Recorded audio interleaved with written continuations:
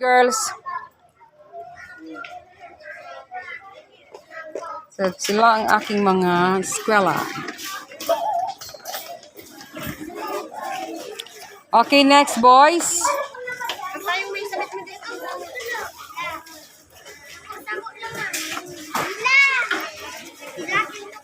These are my pupils, grade 1 pupils. Pailawin na, madilim na.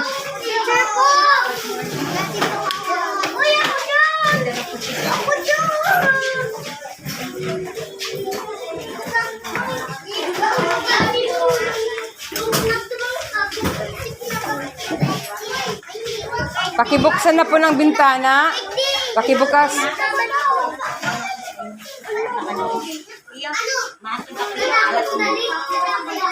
So, sila ang aking mga...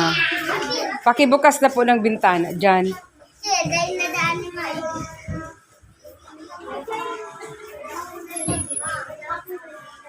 So, maray na aga mga aki. Kumusta kayo? Okay lang po. Bakit okay? Kayo ba ay nag-almusal? Very good. So, tayo lahat. Awitin natin kung ikaw ay masaya. Dahil dapat araw-araw maging masaya tayo. Di ba? Masaya lang ang buhay. So, wala lang umiiyak. Wala na bang iiyak? Iiyak pa ba? Hindi na. So, dahil tayo ay masaya, awitin natin kung ikaw ay masaya. Ready? Sing. Kung ikaw ay masaya, tumawa ka. Ha! Ha! Kung ikaw ay masaya, Tumawa ka. Ha!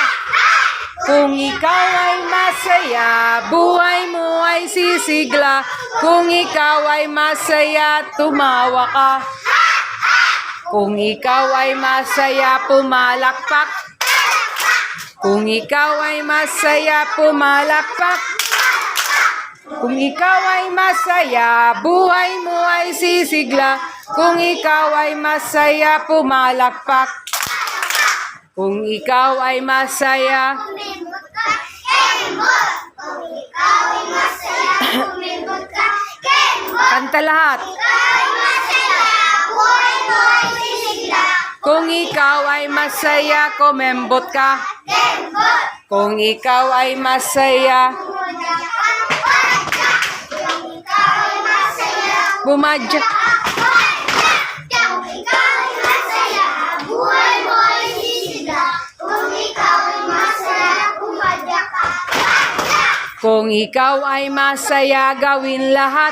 Ha, ha, palakpak, kembot, padyak. Kung ikaw ay masaya, gawin lahat. Ha, ha, kembot. Kung ikaw ay masaya, buhay mo ay sisigla. Kung ikaw ay masaya, Gawin lahat. Ha, ha, palakpak, kembot, padyak. Okay, so, watermelon, ready, sing. watermelon, papaya, papaya. Sa, Saging, saging, fruit salad, fruit salad. watermelon. Watermelon, papaya, papaya. Saging, fruit salad, fruit salad. Okay, so ano yung kinanta natin? Ano yun? Yun ay mga, o ano yung watermelon? Mga ano yun? Okay, mga prutas. Kumakain ba kayo ng prutas? Oo. Bakit natin kailangan kumain ng prutas? Ha? Dahil ito ay may mga nutrisyon na makukuha tayo sa prutas. At hindi lang sa prutas. Kakain din tayo ng mga gulay. Imbis na yung mga pagkain na puro mga processed food, dapat ay magkakan kita ng mga gulay at prutas, mga masustansyang pagkain. Ano? Hindi yung mga chichirya. Hindi yung mga chichirya. Okay? So, Maupo ng mga ayos. Tukaw. Tingnan ko daw ang mga kamay, ang mga kuko kung malinis, ilagay dyan sa ibabaw ng upuan. Titingnan ni teacher kung yan ay mga malinis ang kuko. Tingnan daw ilagay dyan. Ayan. So, inspection, health inspection tayo. Tingnan ni teacher. Oh. Mahaba ang kuko ha. Pag mahaba, yung mga kuko. Oh, mga mahaba. Yan. Dapat, para si teacher, hindi mahaba ang kuko. Dapat malinis ang mga kuko. Tingnan ko ang mga kamay. Yan, mga mahaba. Putulan yan kasi hindi maganda kasi dyan.